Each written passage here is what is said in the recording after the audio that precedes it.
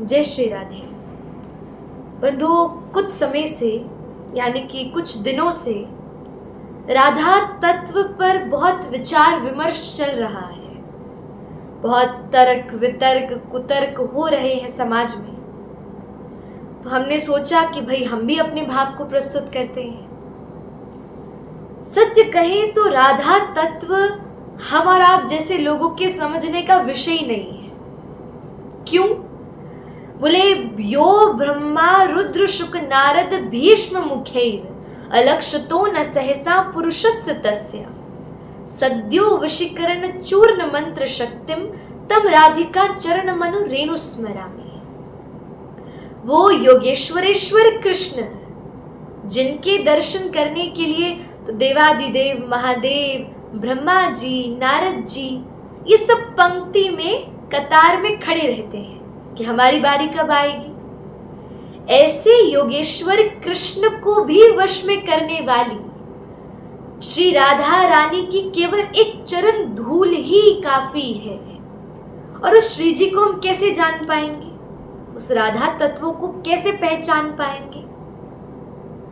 निश्चित रूप से आज भी जो संत जन वृंदावन की वीथियों में विद्यमान है, खूब ब्रजरानी की सेवा कर रहे हैं, खूब ब्रजवासियों की मधुकरी पा रहे हैं, खूब जा जाकर बिहारी जी के राधा रमन लाल के दर्शन कर रहे हैं, निश्चित वो सब भी अभी राधा तत्व को नहीं जान पाए।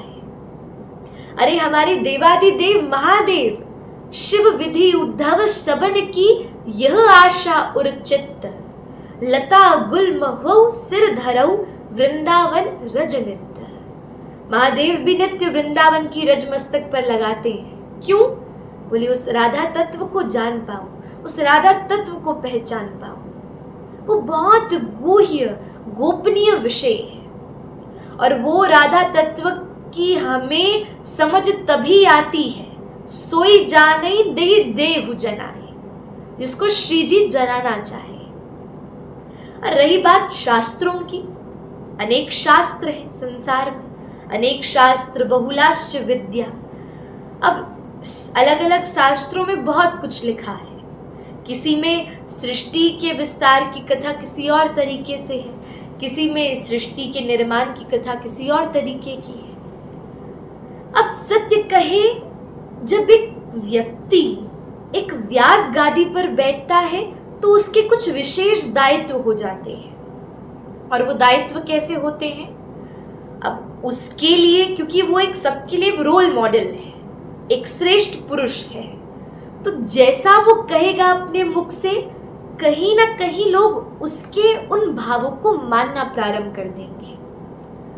उस व्यक्ति को जो व्यास गद्दी पर बैठा है, ठाकुर जी असंख्य लोगों में से चुनते हैं, तो उसको चाहिए सब शास्त्र पढ़े, लेकिन अपनी निर्णयात्मका बुद्धि से, अपनी सुदृढ़ बुद्धि से, अपने विवेक से खूब सोच समझकर उन्हीं शास्त्रों को चुने, उन्हीं बातों को चुने जो संसार के लिए उपयोगी है। अब कई कथाएं उपयोगी नहीं होती, ऐसे ही यूं ही किसी राजाओं की कथा होती है। डोंगरे जी महाराज के प्रकरण में आता है, हम कभी उनसे मिले तो नहीं, लेकिन हाँ उनकी रचनाएं जरूर पढ़ी हैं। उनके भाव में आता है कि जब वो कथा सुनाते थे तो वो बहुत चुनकर, हंसो यथा सार में बाम्बू मध्या, हंस के भांति जैसे दुग्ध का पान किया जाता है, वैसे वो विषय को चुनकर फिर प्रस्तुत करते थे। और कोई विषय यदि उपयोगी नहीं होता तो उस विषय को बस मात्र प्रणाम करते और आगे की कथा में प्रस्थान करते। इसलिए बंधुओं, सत्य कहे, एक व्यास बनना, एक कथा वक्ता बनना बहुत जिम्मेदारी का काम है। क्यों?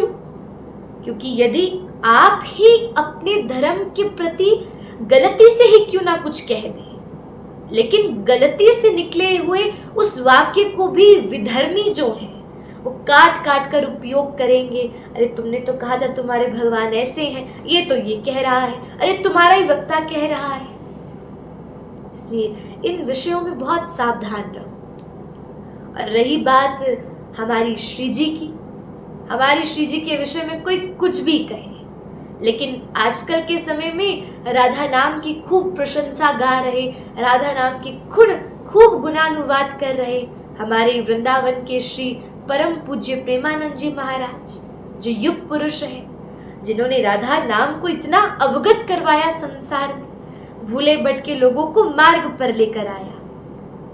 आज उन्हीं के वाक्यों पर चलो और कैसा भी कोई कहे, बस अपनी श्री जी की आलोचना कहीं से नहीं सुननी। वो जो सुनेगा वो व्यक्ति भी अगम्य हो जाएगा। इसलिए बस नित्य नाम जप करो, श्री जी का खूब गुणानुवाद करो, खूब कथा सुनो। समय हो तो बीच बीच में वृंदावन भी जाओ, समय हो तो हरिद्वार ऋषिकेश सब जगह जाओ, और बढ़िया समय हो वैष्णवों की सेवा करो।